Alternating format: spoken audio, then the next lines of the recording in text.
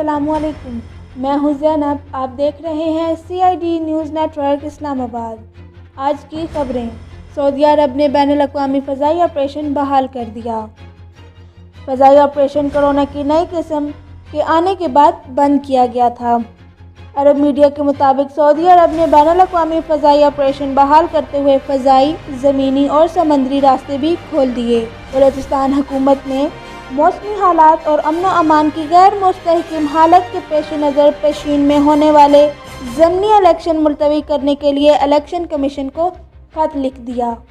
صوبہ بلوچستان کے علاقے مچ میں ایک افسوسناک واقعہ پیش آیا، جہاں کام پر جانے والے کارکن دہشت گردوں کی فائرنگ سے جاں بحق ہو گئے۔ سرزمین پارٹی نے شہر قائد میں ہونے والے مردم شماری کے خلاف احتجاجی ریلی نکالنے کا اعلان کر دیا۔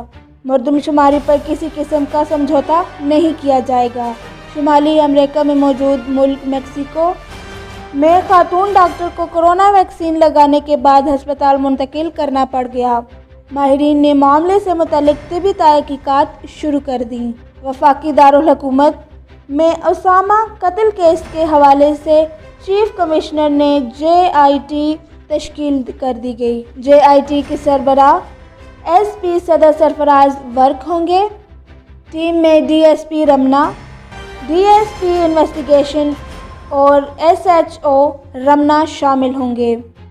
چیف کمشنر نے انسداد دہشت گردی ایکٹ کے تحت JIT تشکیل دی۔ چیف کمشنر نے انسداد دہشت گردی ایکٹ کے تحت JIT تشکیل دی۔ پاکستان میں کورونا کے وار جاری۔ پچھلے 24 گھنٹوں کے دوران ملک میں کورونا کے مزید 53 مریض انتقال کر گئے۔ کورونا نے مزید 2000 سے زائد افراد کو اپنی لپیٹ میں لے لیا۔ اسی کے ساتھ آج کی خبریں ختم ہوئی۔ اپنا خیال رکھیں اور دوسروں کا بھی، اور دیکھتے رہیں CID نیوز نیٹ ورک اسلام آباد۔ مہربانی کریں، لائک کریں، کمنٹس کریں، شیئر کریں اور سبسکرائب کریں۔ You are watching CID News Network Islamabad.